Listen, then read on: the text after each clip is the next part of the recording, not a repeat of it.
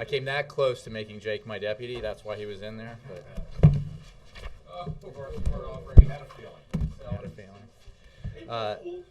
feeling. Boy, people have holiday plans today. It's kind of empty.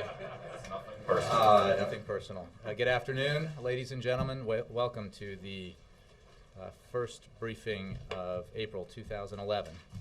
Before I get started, I have a statement from the President I would like to read. From the President, I condemn in the strongest possible terms the attack on the United Nations Assistance Mission in Afghanistan today. Together with the American people, I offer my deepest condolences to those injured and killed, as well as to their loved ones. The brave men and women of the United Nations, including the Afghan staff, undertake their work in support of the Afghan people. Their work is essential to building a stronger Afghanistan for the benefit of all its citizens. We stress the importance of calm and urge all parties to reject violence and resolve differences through dialogue. That's what I have to start the briefing, and I will take your questions. Ben.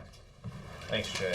In Libya, the rebels are apparently talking about the prospect of a ceasefire if Colonel Gaddafi concedes to certain conditions. While there's no sign that Gaddafi would agree to those conditions, including allowing peaceful protests, I'm wondering the White House's position on that concept. Is it something the President could support, a ceasefire that would keep Gaddafi in power? Well, Ben, as you know, the President's position is that Muammar Gaddafi is no longer fit to lead. He has lost legitimacy in the eyes of his people and the world. So, no, it is not his position that Gaddafi should stay in power. As we've discussed and tried to make clear, there is the mission undertaken under United Nations Security Council Resolution 1973, the military mission, which is designed to protect Libyan civilians from Gaddafi's forces, and then there is the policy of the United States and the efforts undertaken unilaterally and multilaterally that are aimed at pressuring the Gaddafi regime, and in a way that we hope and believe will produce the result of him leaving power.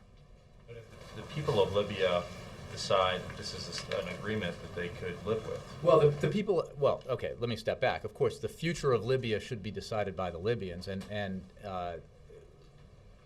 that is true. We believe that the Libyan people no longer want Gaddafi to remain in power as the leader of Libya.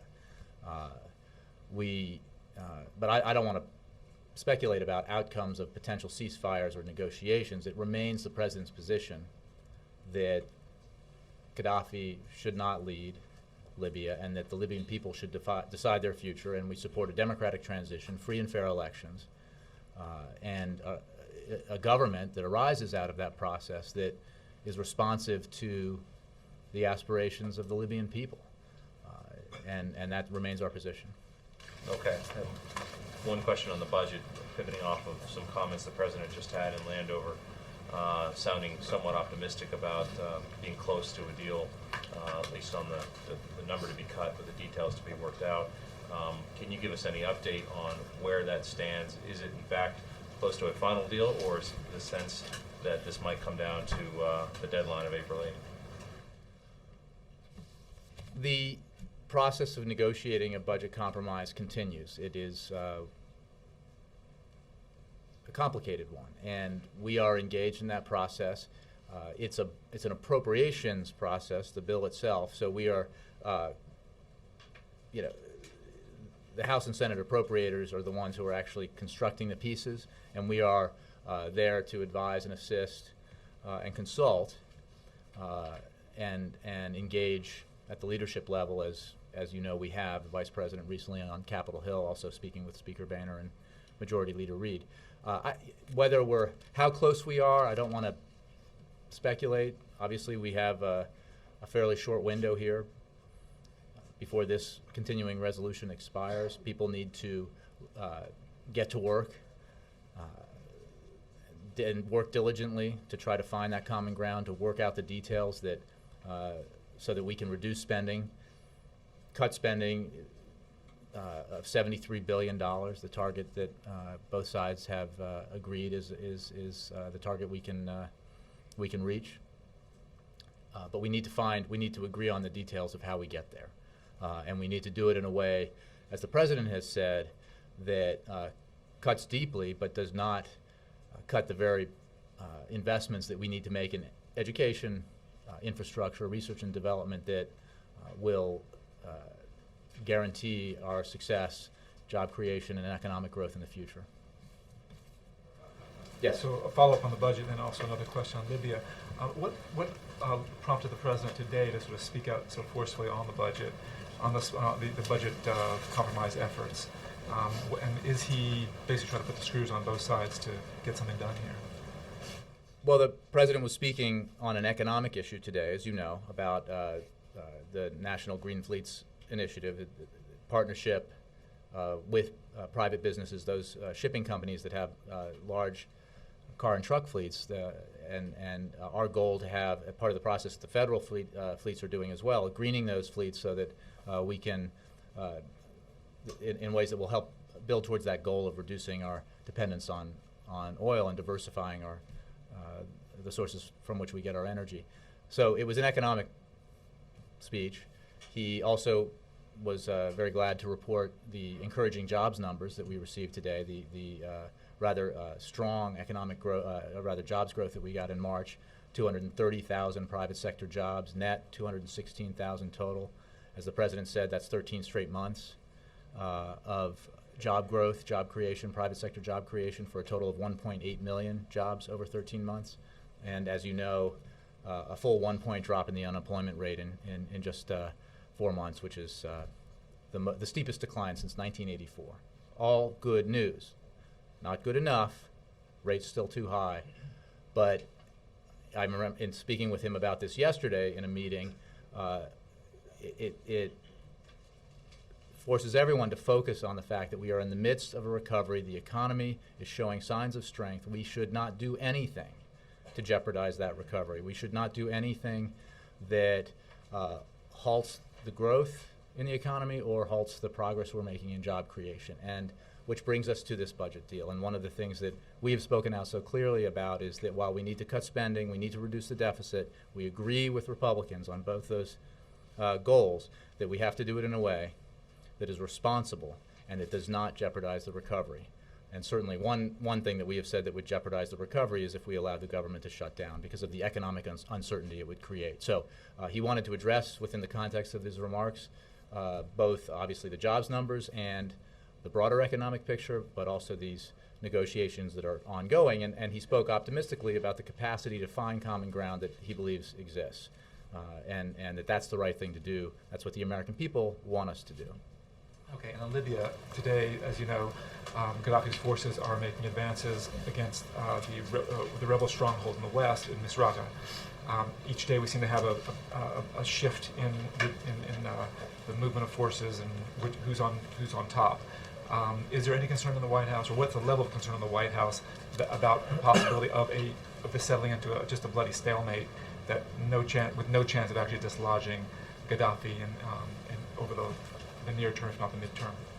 Well, I think it's important to step back and broaden the perspective a little bit and not judge the course of the conflict based on advances and retreats day by day or hour by hour, which is not to dismiss your point, but just simply to say that the overall trend here is positive in terms of the conflict. The success that the NATO coalition has had or the broader coalition has had in decimating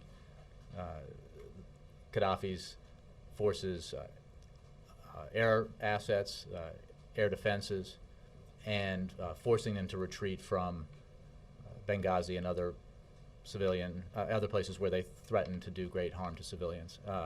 But it's obviously an ongoing situation there, and the NATO mission continues. The NATO controlled mission, NATO commanded mission continues to protect civilians, to enforce the no-fly zone, and to enforce the arms embargo.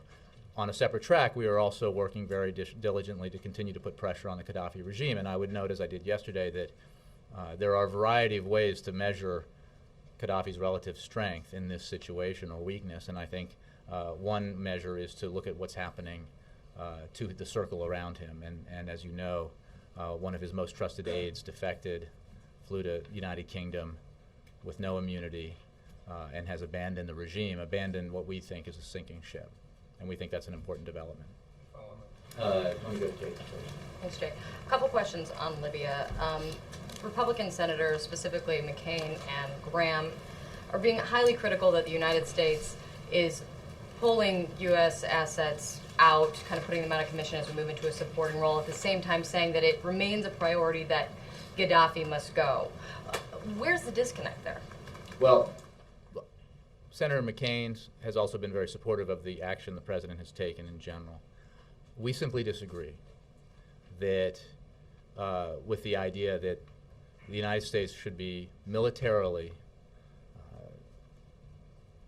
decapitating the Gaddafi regime, that it should use military force unilaterally, which is what it would mean, to pursue the policy goal of having Gaddafi no longer rule Libya. We believe that the course the president took here in building this coalition, in working with not just our NATO allies, but the Arab League and other partners to build a broad consensus behind military action in a remarkably fast time frame to protect Libyan civilians at a dramatic moment when the potential for a terrible humanitarian catastrophe existed, was an important development, and it's ongoing.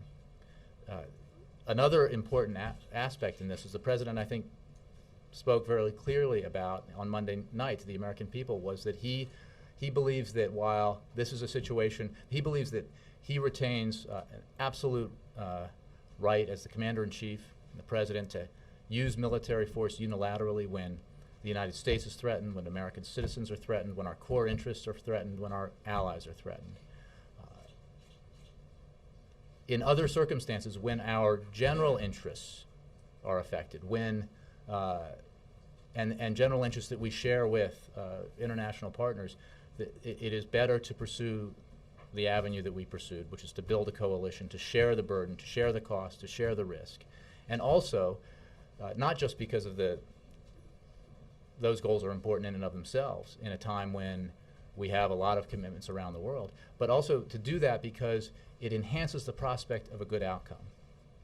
That working with our coalition partners here makes the possibility of a good outcome in Libya greater, because it makes clear that the unrest in Libya, the revolution, if you will, has come from the ground up, is driven by the desires and aspirations of the Libyan people, as it has been by the peoples of different countries. And it is not an American operation. It is not American or Western inspired.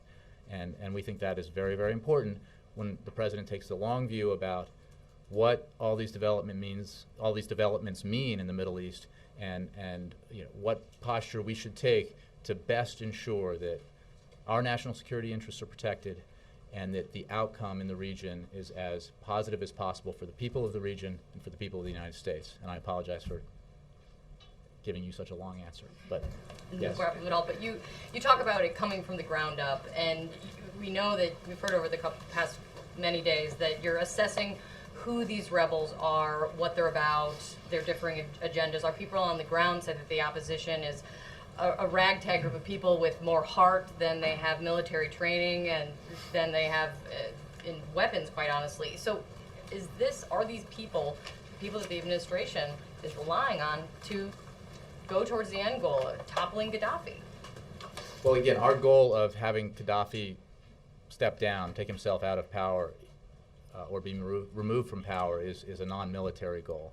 We support the aspirations of the Libyan people. The opposition to Gaddafi is driven by the fact that Gaddafi was such a brutal leader and did not respond to or answer to the desires and aspirations of the Libyan people.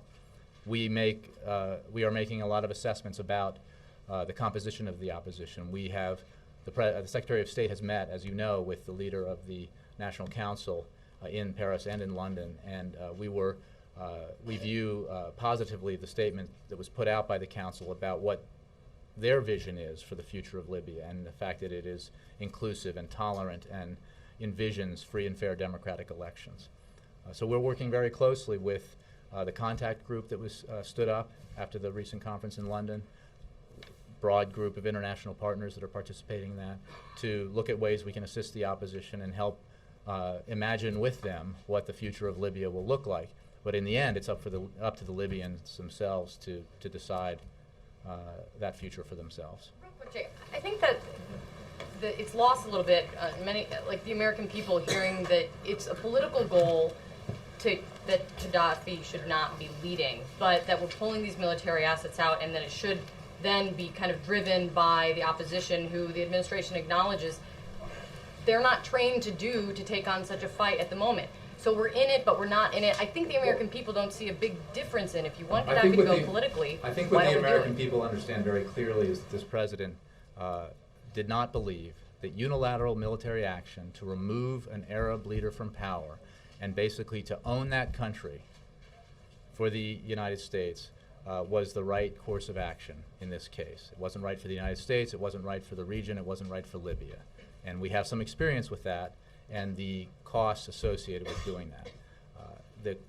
And moreover, the course that he is pursuing with our partners, he believes very strongly it creates a better opportunity for success in the long run for the Libyan people, for the United States, for the other countries in the region, and for all our allies. And the issue of removing assets, I mean, he made very clear his position that we would take the lead initially in the military operation because of our unique capacities to shape the battlefield, if you will, but that we would then step back, still remain part of the coalition, but make that transition to a NATO lead. We are still very much a part of the coalition, but we are not in the lead of the coalition. That means that the burdens and costs of this operation are shared, which we think is a good thing. And we think the American people probably think is a good thing as well. Jay. Regarding the massacre at Mazar-e Sharif, that you read the statement from the president filed, I'm wondering, that began as a protest against Pastor Terry Jones burning the Koran, or involved in a protest that burned the Koran. And I'm wondering how much the president feels that Terry Jones and his team played a role in what happened in Mazar-e Sharif, or how much this is to be viewed as violence in Afghanistan in and of itself. Well, my understanding is there were protests around Afghanistan, and that we are still assessing what the cause of the protests was, what the motivation behind them was, and specifically this protest that led to this horrific action that was taken. And we strongly condemn the violence that took place there. But we don't have enough information about what was the cause to make a comment on it.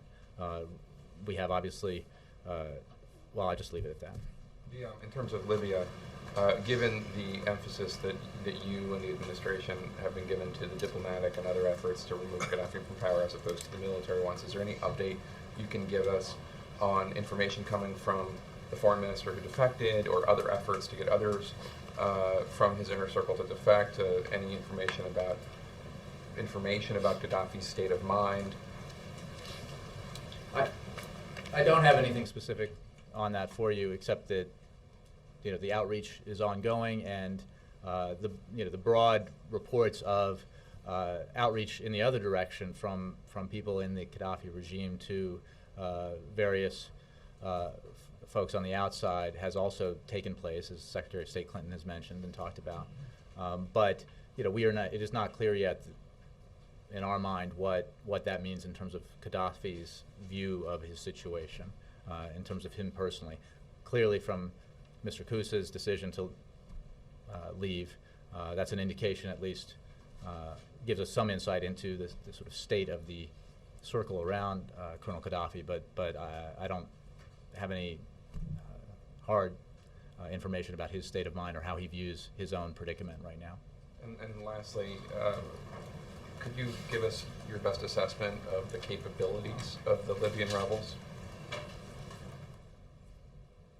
I would leave specifics to those who know better at NATO or the Defense Department, but we don't dispute the idea that this is not a formal military force. I mean, that is part of its, it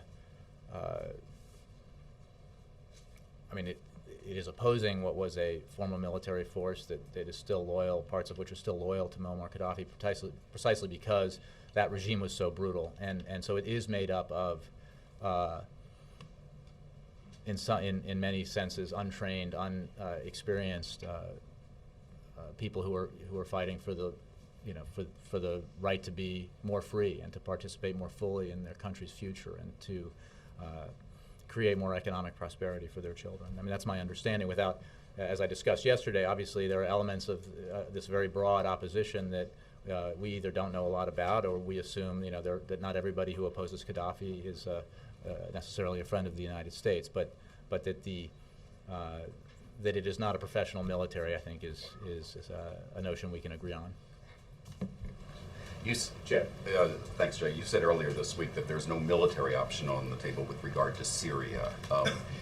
Is the United States simply in a position where they're an observer with regard to Syria, or is there any option of any sort on the table? Is there anything the government can do other than watch and monitor? Well, we have spoken quite clearly about the need for the Syrian government to refrain from violence, to cease the arrest of human rights activists and lawyers and journalists, to act on the promises that the Syrian president made once in 2005 and made again the other day to initiate a series of reforms that the Syrian people clearly want. And the message, it's not an observation role only. Obviously, we are working with our allies in the region and speaking directly, or rather publicly, to the Syrian government, urging them to cease the violence and to engage in national dialogue. Any actual options, diplomatic, economic, anything? I'm not going to prejudge what. I mean, there are already quite substantial sanctions in place in Syria, have been since they were passed in 2003. But there's obviously always more that can be done, or potentially more that could be done in response to a situation in any given country, whether unilaterally or multilaterally. Many measures that could be taken short of military action, but I don't have a list of specifics that are under consideration. Okay, so it's too early to say that there are options on the table. I don't have a list of specifics. The team that focuses on the region, focuses on Syria, I'm sure is evaluating the situation. I mean, I know they are, and I know that they evaluate various policy options that the president might pursue. But I can't enumerate them or describe them to you because it's premature to do that. John McCain on Libya.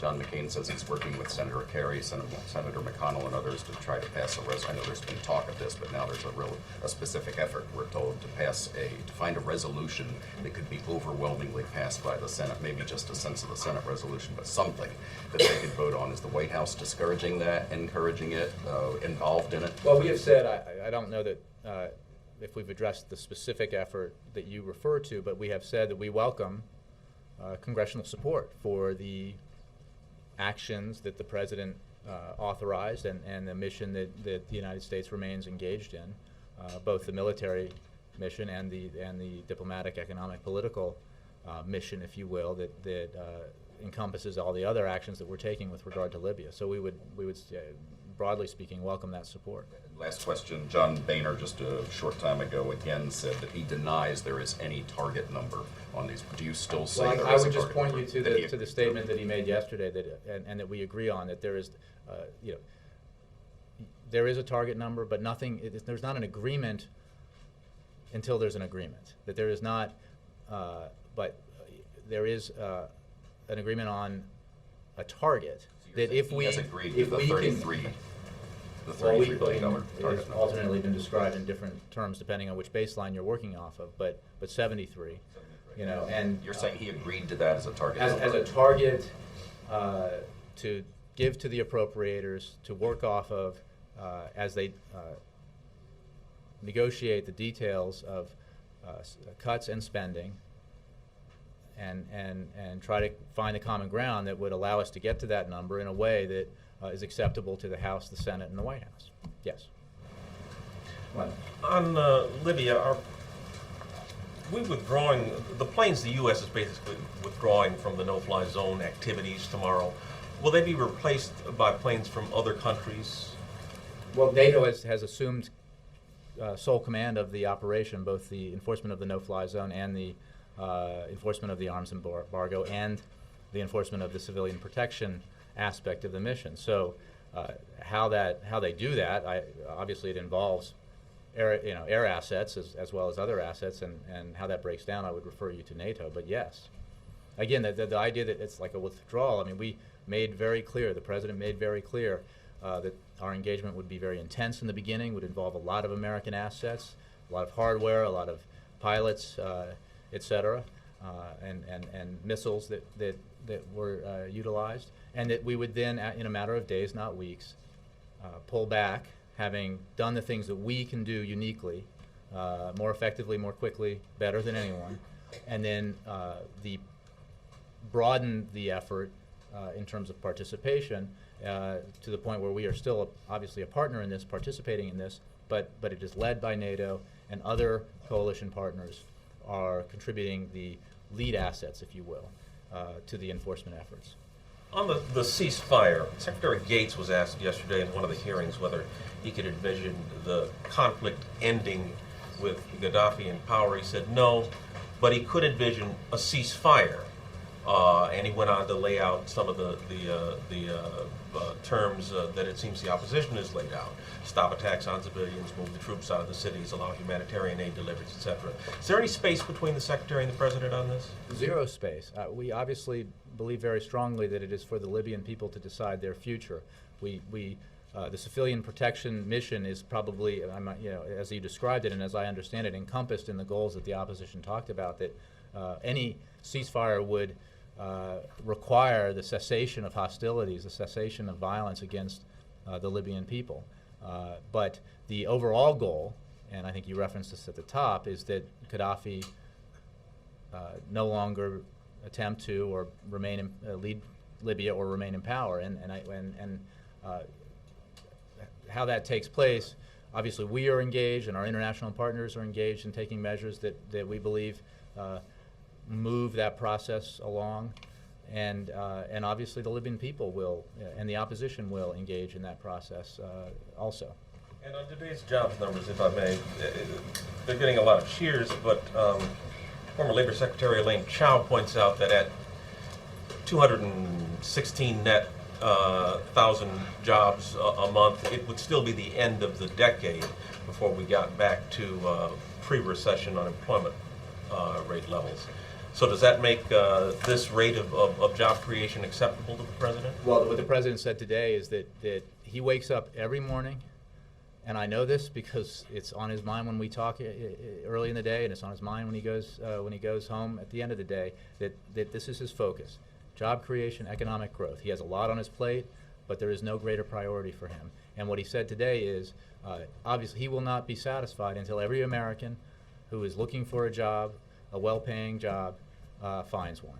And so the answer to your question is, of course, it is not acceptable. 8.8%, while it is the most dramatic and steep decline in the unemployment rate since 1984, it is certainly still too high.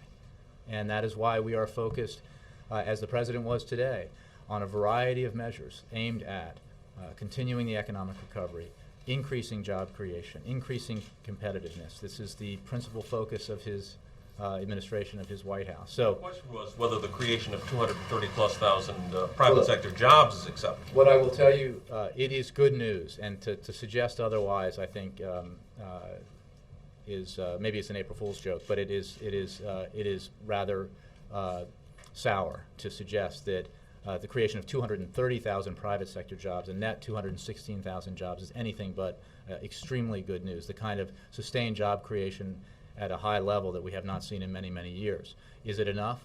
No, it is not. But what your question does, I think, remind people is how deep the hole is, how deep the hole was that we found ourselves in because of this recession. Remember that in the first several months that this president took office in the midst of this terrible recession that was here when we got here, the job loss was in the 700,000 a month range. That's job loss.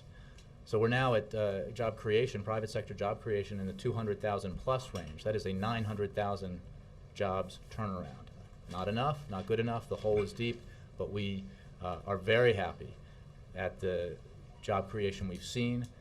13 straight months of job creation, the 1.8 million private sector jobs that we've seen created in these last 13 months.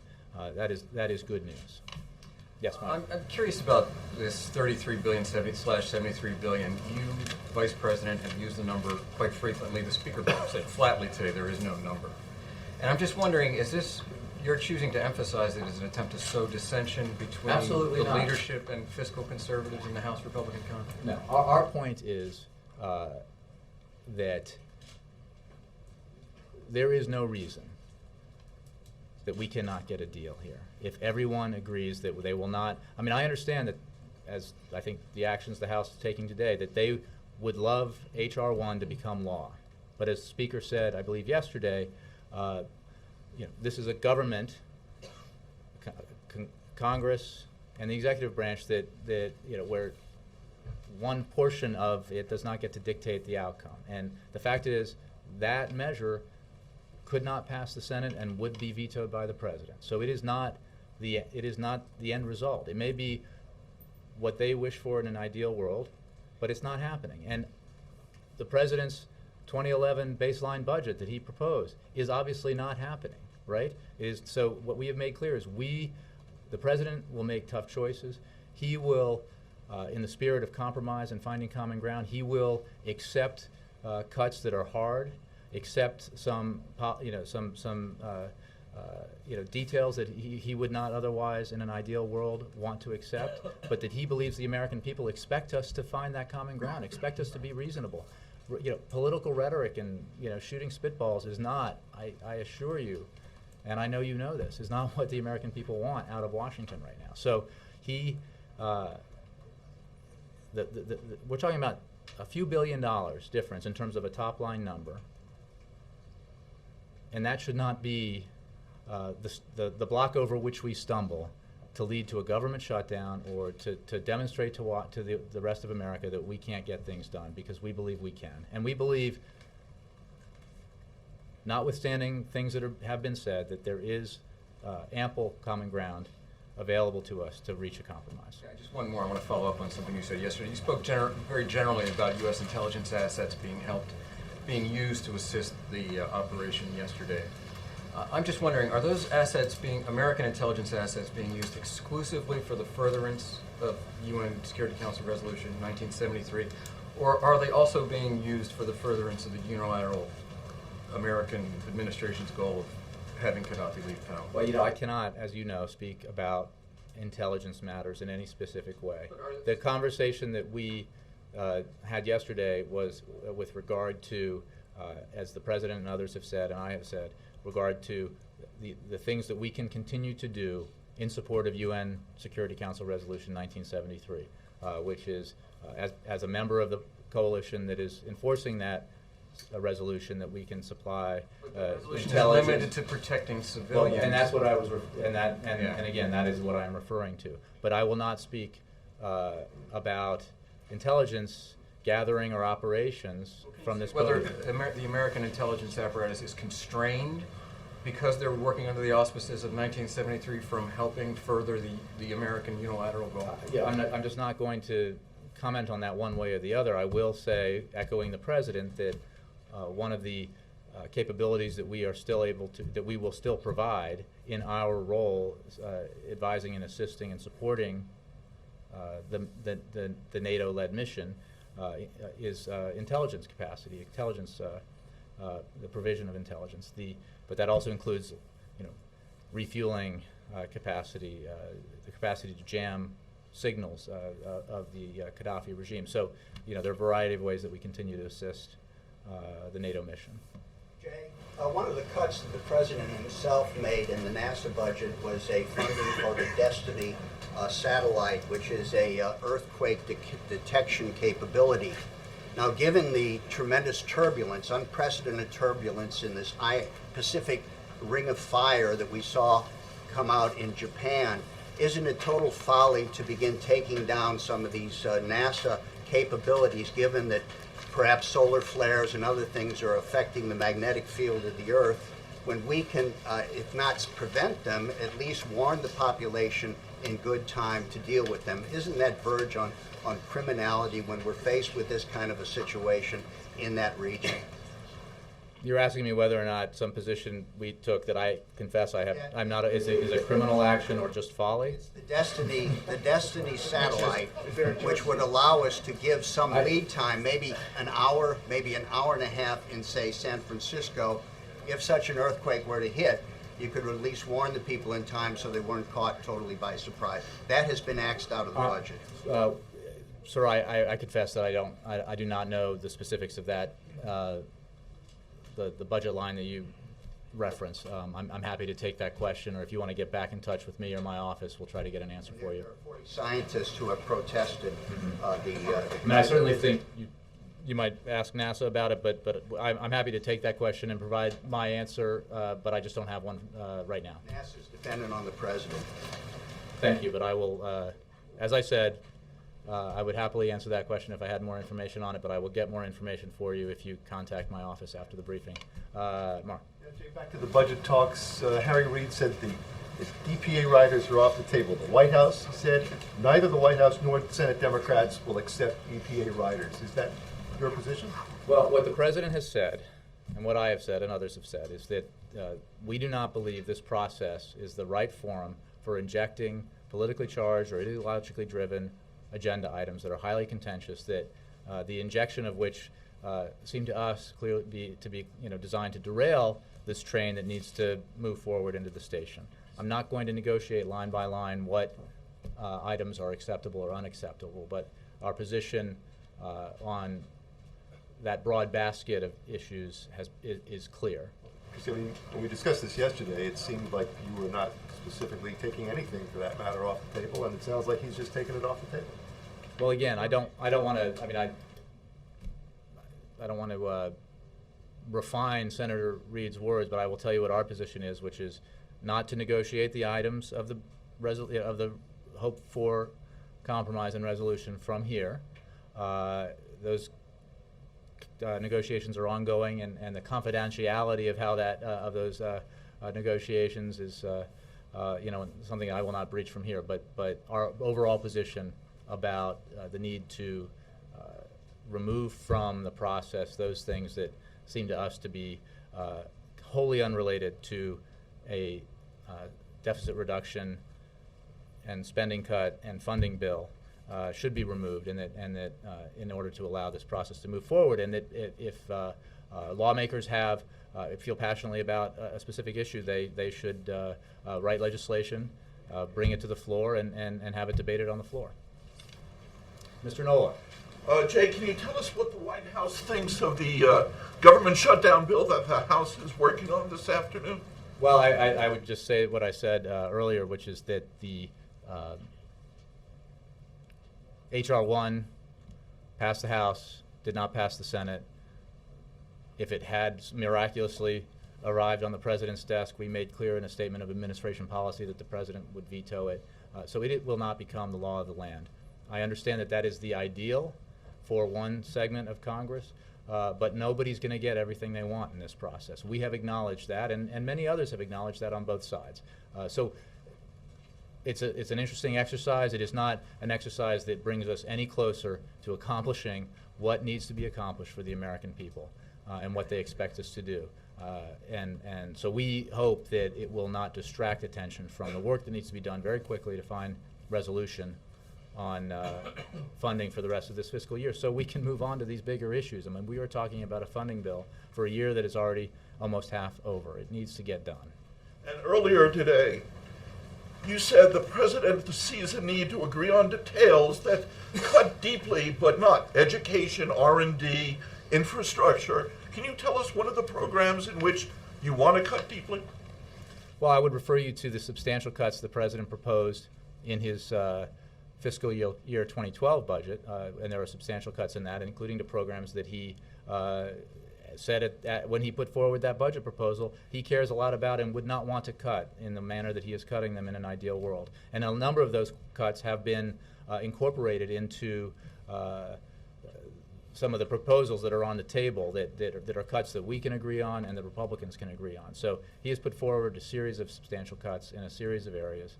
And again, I don't want to negotiate on specifics, but the point is that there are lines beyond which he feels he cannot go and will not go because the future economic growth of this country depends that those lines not be crossed. And last question.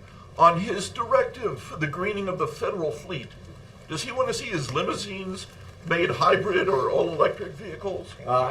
The limousines are part of, I believe, run and operated and commissioned by the United States Secret Service, so I would refer you to them on that. Directive. Can the beast go green? Can the beast go green? I honestly don't know. Obviously, security matters are not ones that I tend to address from here, but I refer you to the Secret Service for that. Mr. Thrush. Jay, virtually every news outlet is reporting, citing the police chief in Afghanistan, saying that the demonstrators were at least partially motivated by Terry Jones burning the Koran. Two questions. Do you think he has, to some extent, blood on his hands, this pastor? And the second question is, does this administration have a message to Afghans and other Muslims talking about how they view the burning of the Koran and its, and the significance of what it says about the United States? Glenn, I'm going to refrain from commenting on what may or may not have been the cause of those demonstrations that led to this horrific act, which is in no way justified, regardless of what the motivation was.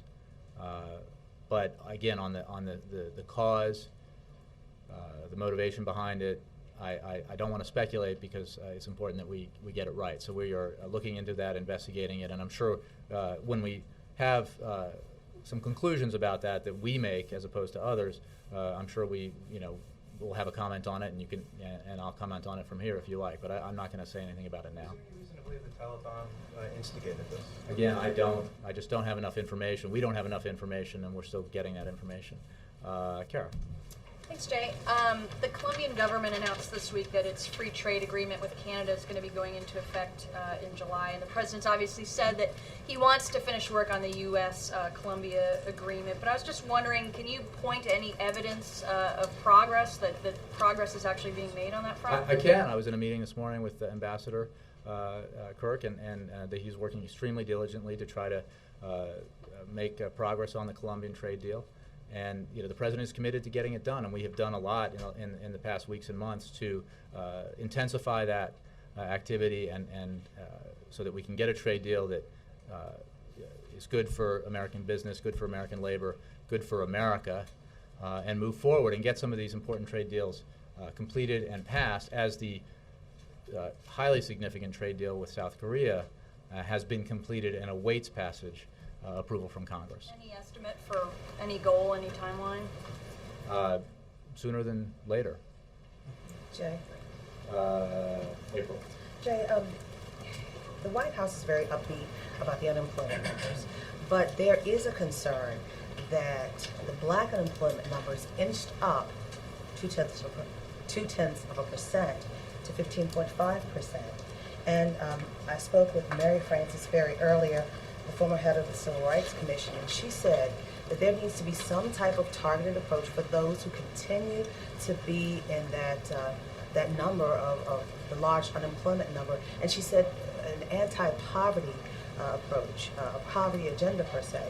Is the White House looking at a targeted approach now as the overall numbers are going down, but minority numbers are still going up? Unacceptably high. The overall number is unacceptably high. The minority number is unacceptably high, and there's no question that it's discouraging news that number ticked up, as you mentioned. It also has come down overall in the last months, as the overall rate has come down. But the president, as I noted earlier, wakes up every morning focused on this issue, and goes home every night focused on this issue. And he believes very strongly that the economic measures that he has taken have been beneficial to staving off an even worse economic calamity, an actual depression, as opposed to the worst recession that we've ever seen in generations, rather, since the Great Depression. And that there were programs within the Recovery Act and other measures that we took that were, by their design, would help communities that were hardest hit. And those, we believe those programs have been effective, not enough, but effective.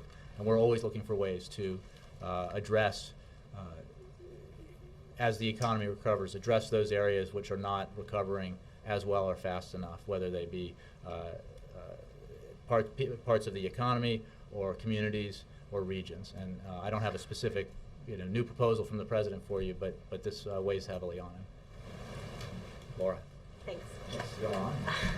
I'm not in a position. No, well, you should actually call on Ryan because he was here when I was late. Maybe. So, You're yielding? yeah, I'll yield to Ryan. He was here on time. Ryan.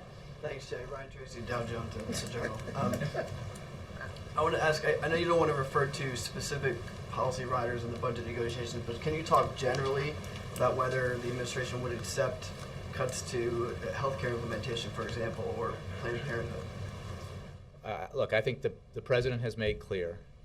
First of all, if you're talking about the Affordable Care Act, the answer is, we believe this is an essential element to reducing the deficit, to ensuring far greater access to health care, to reducing costs for businesses and individuals. So that is an important area to protect.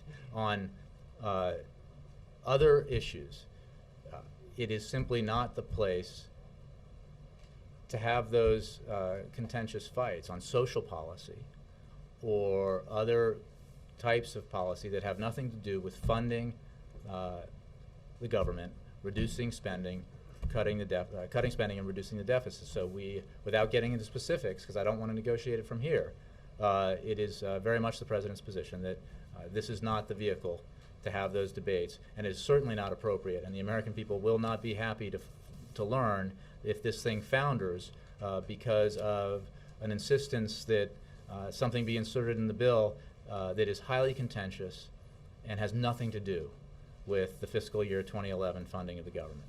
Just to follow up on that, is there any difference with the EPA riders in that sense? I mean, again, I'm not going to get into the specifics, Ryan, but yes, sorry.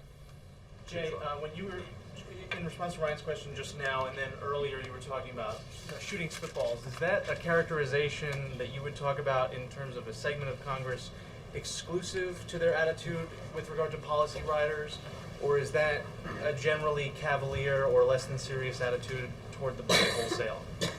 I like the second part.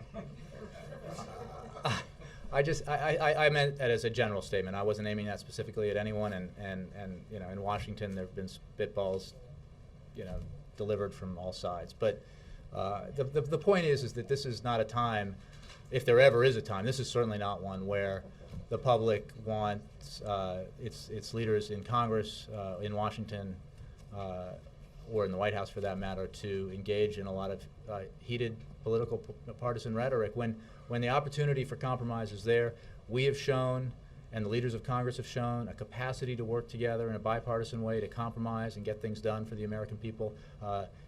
At a time that when doing that, a lot of people would have predicted was impossible. I'm talking about the lame duck session last year. There is no reason, given what we know about what the elements of the various proposals are in terms of reducing the deficit and cutting spending in the fiscal year 2011 funding process, that we cannot reach a compromise.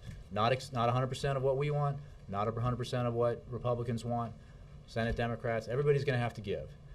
But there is ample room to find common ground. But you don't see that attitude coming from one area or another? Yeah, we just think it's not a good approach in general, and I don't think, we don't think it's good for the process. We don't think it's what the American people want to hear. Yeah, week ahead. I do have a week ahead. I'm going to read the week ahead and get out of here, if I could.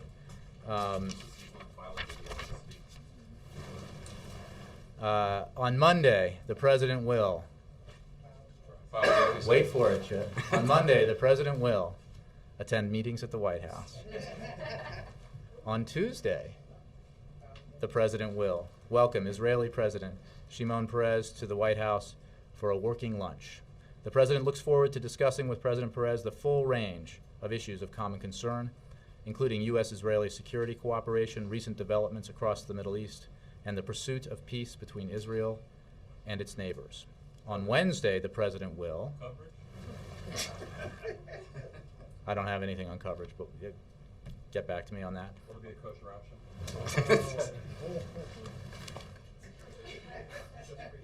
That's good. That was good. I like that. On Wednesday, the President will travel to the Philadelphia area to discuss his long-term plan to protect consumers against rising oil prices and decrease oil imports, as well as key components of his broader energy plan. You may have noticed that he is speaking quite a bit about this in these days and weeks.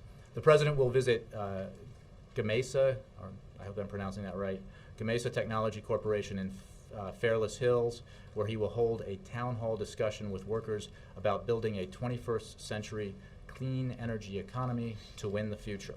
On Wednesday, also Wednesday, the President will travel to New York, to deliver remarks at the National Action Network's 20th anniversary and national convention.